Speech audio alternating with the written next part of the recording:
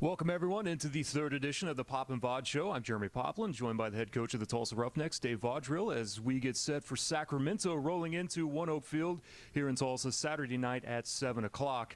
Coach, before we get into last week's game, just real quickly, unfortunately the news came down, and we'll just read the statement from the league, allow you the opportunity to just casually mention it once, and we're not going to dwell on this. We'll mention it off the top, and then we'll move on.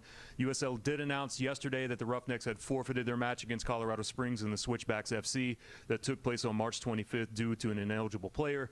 As a result, Switchbacks have been awarded that 3-0 victory, which would reflect in the standings and the statistics, also updated to reflect the ruling. Like I said, there's really not that much that we can talk about it due to league circumstances, but allow you the opportunity just to have one casual mention. Yeah, so like most teams where there's a big flurry of paperwork at the end of the season before the first game, we were working real hard on 5 or 6 guys to make sure they were eligible. And, for whatever reason, we did not get all the paperwork done. So, it doesn't really affect what we're doing on the field. In our minds, we're 2-0. Colorado Springs and Sacramento, they know, they've seen the tape, they know that we're 2-0 on the field. And the good thing is we won the game on Saturday, and it made the announcement Monday morning a lot easier to take, and it was easier to keep the guys focused on what's going on the field. And it really doesn't change our approach on the field at any bit. So good weather out there, good day of practice, and a big rivalry coming up on Saturday. So it's behind us. How do you mentally prepare? Last thing we'll talk about it. How do you mentally prepare the guys for hearing an announcement like that, and knowing that they've put in a tremendous amount of hard work to get to the point where they are? I don't think you do anything to prepare them. You just, it's more what is the attitude coming from us as a coaching staff and from the club. And the club says that, we did everything we could to make all the players eligible, and, we have to pay the consequences, but we move on. And, I try to dwell on it as little as possible. We had a great day. It was a beautiful day out there, and we said, let's go out and score as many goals as possible and have as much fun as possible, and it's already behind us. How has the team recovered from Saturday night's performance? It took a couple days. I mean, even though today we needed to have a big day, we kept the field shorter, kept the sessions, the individual sessions a little bit shorter, but we said, listen, we have to get at it. We have just a couple more days to train. So we went for a good hour and 35 minutes, but we definitely keep an eye on it. We've been trying really hard to catch up fitness, after a short preseason. You want to push as hard as you can without injuring anybody, without anybody breaking down. So we've been very fortunate in that regard. But a hard game against a really fit team, 90 minutes in the rain, we knew we were going to have heavy legs. So I think today was the hump day. We kind of got over it. And we hope we get 2 more really good sessions in. The way the season started, you mentioned it post-game, having 3 playoff quality teams here right off the top to start the season with. Got through week 1 through the Switchbacks, and then had RGV coming in. And I don't know about you, Coach, I came away very impressed with RGV. I thought they're a very quality side, someone that the West is going to have to contend with the rest of the season. Yeah, they had a great run last year. They had a very distinct style, and they're very well drilled. It's a good matchup because tactically we're very similar. 4-3-3, we're a little bit of a variation on it. It matched up very well. You could just see, in my mind, you could see that they've been training since January 20th with the Houston Dynamo. They've had the luxury of being with an MLS team and getting quality games almost a month earlier than we did. So, the bottom line is we managed the game really well. We were very tight on defense. We were still dangerous, even though it looks like we had a little bit less possession. We had a few less shots. We were very dangerous, and a lot of their shots were from distance or were kind of routine saves that Byers did a great job in giving up no rebounds with the rain and everything. But obviously that's going to be a great rivalry. By the time we get to see them at their place, we'll have had this game under our belt and then 2 weeks to train. So by then, game fitness is not a consideration anymore. And I expect it's going to be a great rivalry because of the technical ability of both teams. Did the rain change anything tactically that you guys tried to do in the second half at all? It didn't change what we try to do. We just try to keep in mind of the guys, especially on the defensive side of the ball.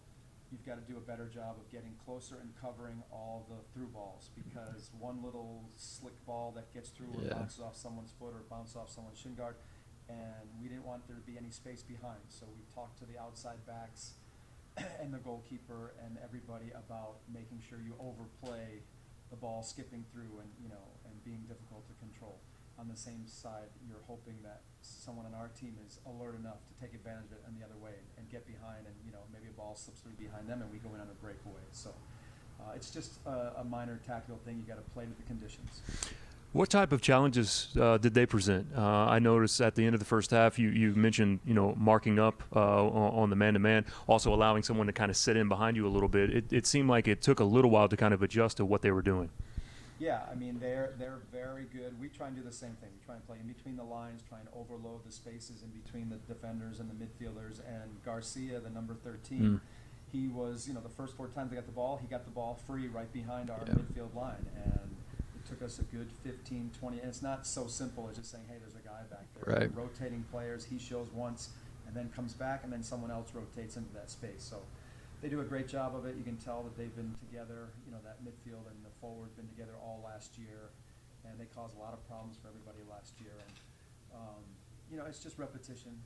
We switched a little bit and said, listen, we're going to do a little bit of man marking and pay a little more attention to them, so that when we lost the ball, we already knew where they were and we already had identified who was going to mark up. Brian Byers, who ended up being the Dick's man of the match. Terrific game from him. You mentioned those conditions, some of the balls that he had to bat down a little bit. He was tested early on, also tested on late, but another fantastic performance from Byers. Yeah, I mean, shutouts, that's as much as we talk about the skill and the ability going forward, our team, the theme of this team is we've got to get shutouts. We know that we're going to win a lot of games and make the playoffs if we can keep our goals against somewhere between 20 and 25 goals against. And I know that's a really low number that may raise some eyebrows, but we're on track. That's our goal. Throw a shutout every game. We know we're talented enough that we can score on set pieces, we can score on counterattacks, we can score in any number of ways, but we want to be as tight as we can on defense, and they did a great job. Between Byers and the whole team in front of them, you saw that we were really tight on defense, especially the last 10-15 minutes when we knew they were going to throw everything at us, and I thought we did a great job. And we're committed. The guys are committed to defense, and it starts on the training ground. New center back this week with Bourgeois, and you had Modu step in. Tell me and the viewers a little bit about Modu and what kind of skill set that he brings to the table playing that center back position. Well, Mo is just a great talent. He's very calm. He's technically very good. He's only 21 years old. He's been training and playing with the first team down in Colo-Colo, one of the biggest teams in Chile, one of the most historically high-level teams in South America. And, he was not eligible in that first week. So that was his first game that he was eligible to play. And, he and Francisco are going to be, two of the mainstays of the team. We will not change our back four. We'll rotate players every once in a while. But in general, with those guys every day in practice, every day on the field in games, we expect to keep that same back four. That's where, the experiences, that's where we built first. We went to get experienced defenders who we thought that were good enough not only to play in this league, but to play in any other league in the country. And, he's going to be a mainstay. How important is the communication between Francisco and Mo playing in those two spots? It's the whole back line. You can never separate the four of them. They've all got to know, because at any time, one of those guys can have a guy that's onside. If they're not all aware, they're not all on the same page, then you get breakdowns. And it's something, I played at DC United with the same 3 guys for 2 years, basically. And you realize you're not going to really do it automatically. You're not going to feel 100% comfortable for at least 4 or 5 months. And we trained every day together, and we played every game together, and you still need the repetition because there's so many variables, there's so many different things that you have to deal with, that it just takes time. But they're definitely going to have to be the communicators in the back. When Fabian Cerda gets a chance to play, he doesn't speak any English yet, so we're going to have to rely on him. Byers, it's easier for him to manage and to organize players. But absolutely, those 2 guys are going to have to be the communication. Kosuke, still typical Kosuke, a very physical player. You saw that several occasions on Saturday night. Just having his experience back there, I'm sure, with the wealth of knowledge that he brings and the amount of minutes that he's logged as well, to have kind of that stable back line like that and know that you have someone to rely on the outside like that is pretty important, isn't it? Yeah, I mean, for a guy who's 33 years old, you know, I played till I was 37, but it's always good to see like the oldest guy on the team to be the hardest working guy on the team and have the most energy. And you know, that's the mold that I played in when I played right back and left back. And you know, it's a great role model. You know, here's the guy who's the oldest guy on the team, and he's out there every day before practice, after practice. He knows tactically what his job is. He gets forward, he defends, and he's just a ball of energy. And those are the type of guys that the younger guys need to see what it takes to be a pro every day. You can't take days off. You can't take plays off. You've got to be 100% tuned in and very focused and very intense. And, you know, he's the paragon of that. You know, one individual that I've been impressed with in both games, we've talked about him quite a bit, but what Colin Fernandez has done, I think there are instances, Coach, and if I'm wrong, please correct me, but I think that, you know, Kaffa will probably get a lot of the accolades, but I look at what Fernandez does, and I feel like he can be just as valuable as what Kaffa is. And kind of that blue-collar guy, just seems to be in every right place at the right time. And I thought for, you know, 2 home opening debuts, he's played tremendous in both matches. Absolutely. You know, he's gotten to the point where after 2 games, he's already our main outlet when we're building out of the back. And I've been talking to him about it, just working on him as a young player, 19 years old, you know, how you show and how you help us get out of the back in different areas. You know, when do you turn on players? When do you not turn on players? When do you look to just switch the ball? And already he's buying into it. He's tactically slowly getting better and better. And hey, for a 19-year-old, you can see that he's got a lot of the ball. He works very hard on defense, and you know, he's being rewarded for it. He's away right now with the U.S. under-20s. He's been playing for the Peruvian under-20s. You know, what better experience than to go play against Argentina and Chile and Brazil and Colombia every time you get called up to your national team. So he's been a, you know, just a great revelation for us. His energy, his work rate, and tactically he's maturing quickly. He's already playing a little bit ahead of his years. He'll be away April 3rd through the 10th, and he's in London, England. There is a TAP called up 25 individuals to come for camp there. So what do you do in that absence, and what type of hold does that create with going away? We're going to play the same way. We'll move someone up into the midfield to take his spot, but you know, we've been training all preseason with other guys in that position just for occasions like this. So we'll keep the same formation. We'll just have to push someone up and take his spot and adjust. He's been a young man as well, and just learning more about him and reading about him from Chicago. Their GM was quick to point out that they didn't feel like that they had always done completely right by him, but some of that is due to the injury issues that he's had as well, of not being able to be fit in a complete time. What ultimately do you see from him, still at 19 years of age, potentially playing up at the next level? Oh, I don't think there's any question that all 3 of the guys from Chicago have the ability to play up, back up in MLS. And you know, that's the whole reason for this relationship, is guys that are playing behind DPs and international stars. They need the minutes. You know, you see Calistri also, someone who hasn't played a whole lot with Chicago, but as soon as he starts getting the repetitions, you can see just from the first 2 games the difference, how much more comfortable he is in and around the goal, how much more dangerous he's getting. And they just need time, and that's the whole function of this relationship, is to get us players at a high level, but to get them the minutes that they're not getting with their MLS team. And Calistri was able to take advantage of that and get a goal there in the first half, which ultimately ended up being the game winner. It was a shot by Ian. It was knocked down directly in front of the goal by Calistri, and he turns and finishes. Yeah, and you see what we're looking at. You got 3 guys in the box. You got Ayala at the top of the box. We're trying to be real aggressive.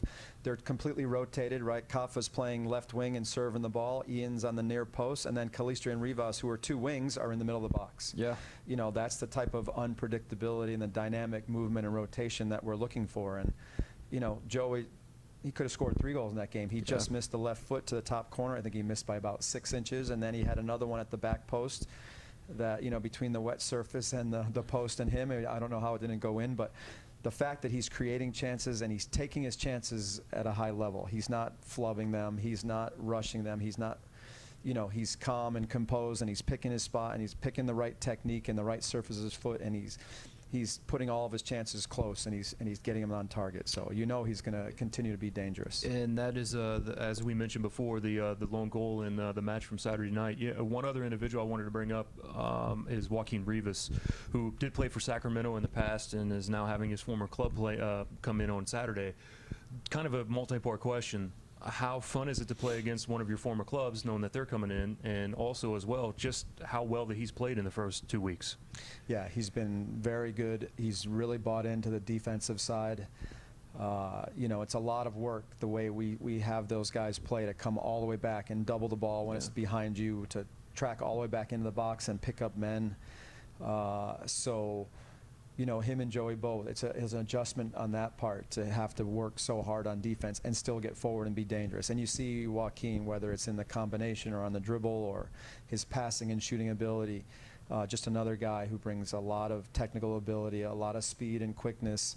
And we expect the same thing from him. He's going to keep getting more and more forward, keep getting more comfortable, even with all the defensive work, still going to get forward and have his chances at goal and create scoring opportunities for us. And then playing against one of your former clubs. I mean, you've had the opportunity to do that before. Does that kind of make things amp things up a little bit?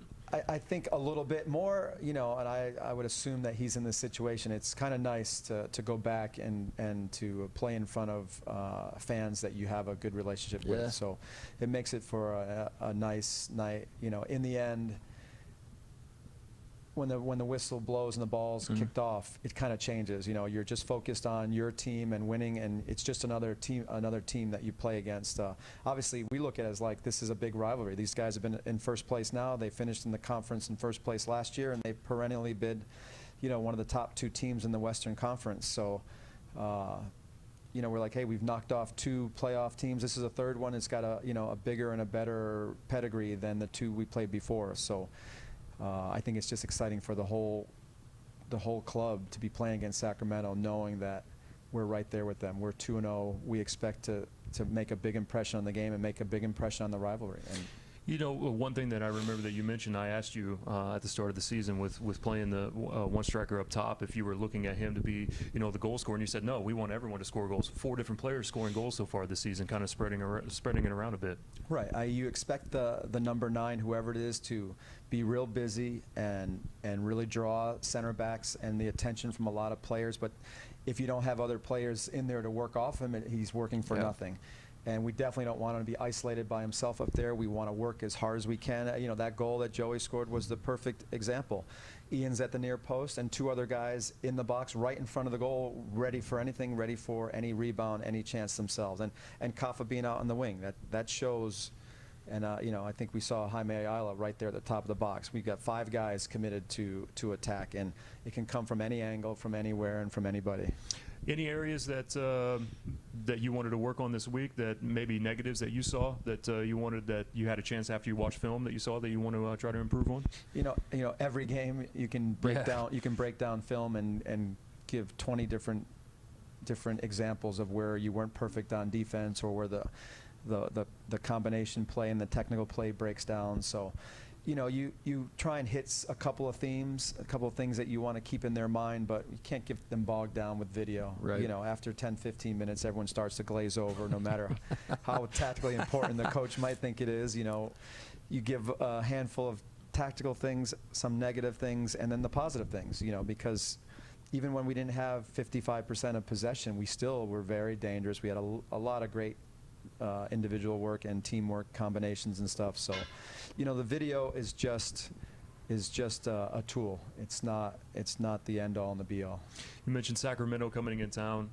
Is there a little bit more to it, because they kind of are, I don't know if you want to call them one of the premier franchises inside USL, but, you know, they burst onto the scene and win a championship, and everyone kind of looks at them as always sitting at the top. So I would assume that, you know, the energy levels picked up a little bit with Sacramento coming in. You know, I really look at it. We did mention to the guys, and I'm sure most of them know, but a lot of people are new to the league, so we wanted to let them know that this is the #1 team this year, and last year on the top of the table. You know, this year we're all 2-0, so it doesn't really, there's not much to look at there. But last year and in the last couple of years, they've been, you know, one of the top teams. But really, we look at it like this is a great matchup for us. You know, they play a little bit different style. We think tactically they set up very well for us. We think we match up all around the field very well. we look at it like it's just we've got to go out there and do our thing. We've got to be very aggressive on both sides of the ball, and we expect to create a ton of chances. And we don't expect to be the weak sister in this matchup. We expect to go right at them. One of the areas that I was paying attention to is it's a little bit unique for their back line. And not a lot of experience across the back line as far as guys that have, played a lot of minutes as far as being a defender. And that they kind of, mixed and matched with their lineup a little bit and got by with it. But could that be an area that you look at as far as maybe them not having a whole lot of experience on the back line?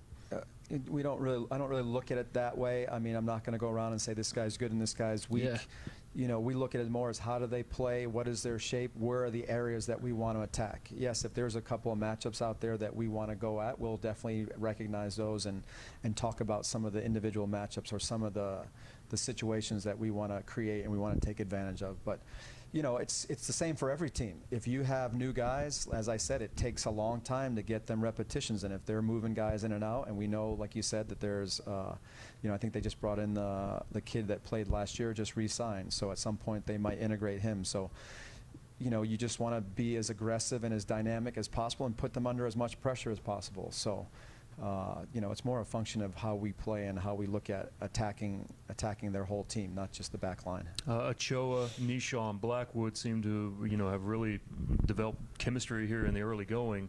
A couple of comments about each one of those from you, and Sammy's just doing typical Sammy things. I mean, he's trailing, getting the trash goals, but finishing is the most important part. And Sammy, there's nothing that's changed about Sammy's game. Sammy's going to get that ball, he's going to hold it up, he's going to use his body and be in the proper place at the proper time. He's just one of those old pros. Is pretty much Sammy, and he seemed to flourish in the Sacramento system so far. Yep, and you saw his goals, like you said, he's a goal scorer, and I know that he's going to get a good ovation from the crowd here, which he should for the amount of goals and the way he led the line here for us in the last 2 years.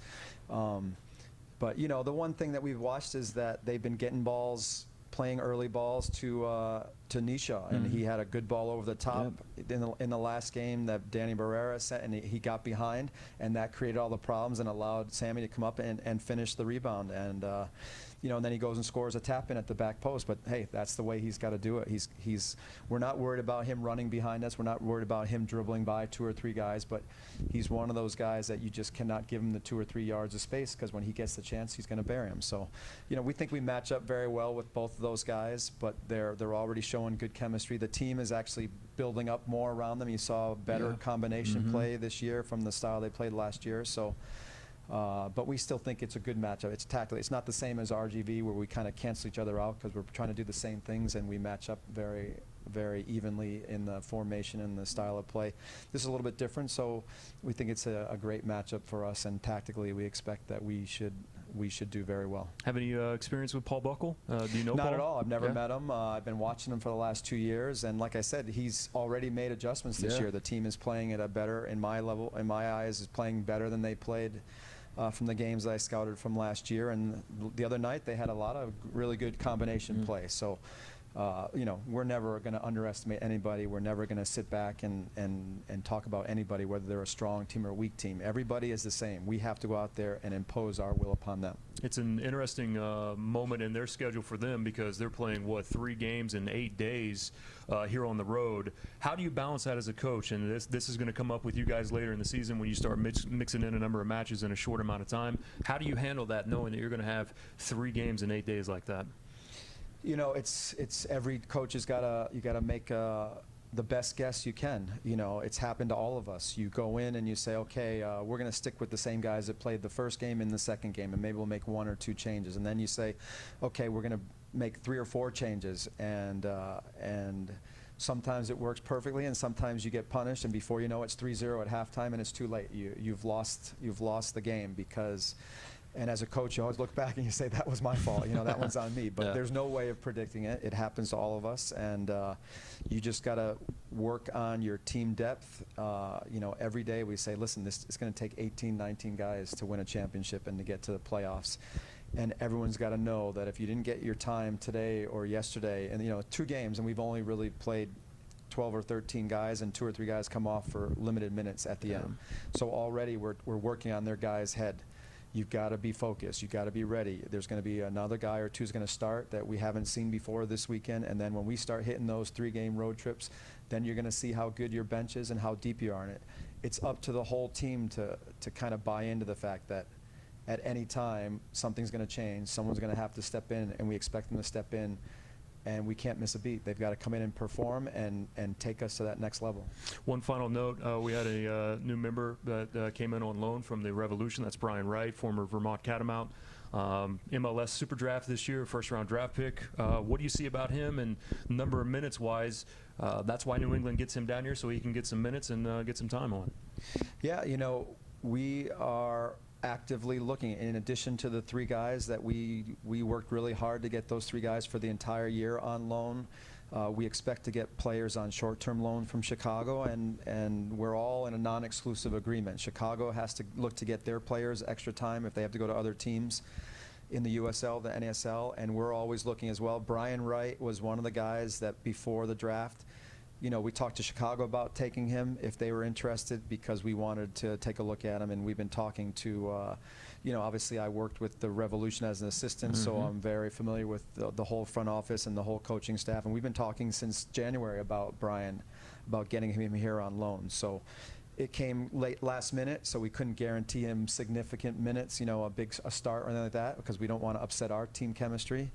You know, Ian has scored 4 goals in 3 games in the last game, and he needed to be rewarded, and he needed to start again. But, you know, in our situation, you need to take advantage of every resource and every opportunity you can. And we think he's someone who can help us in the future.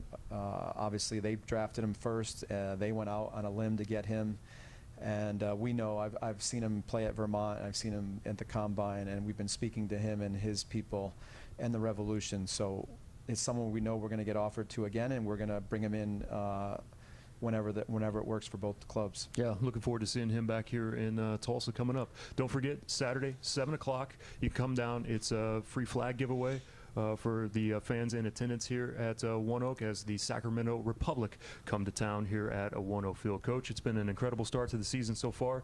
Congratulations and good luck coming up on Saturday night. Thanks a lot. We're looking forward to it. Absolutely. That's Coach Dave Vaudreuil. I'm Jeremy Poplin saying have a good afternoon, and we'll see you back here next Monday on the Pop and Vod Show.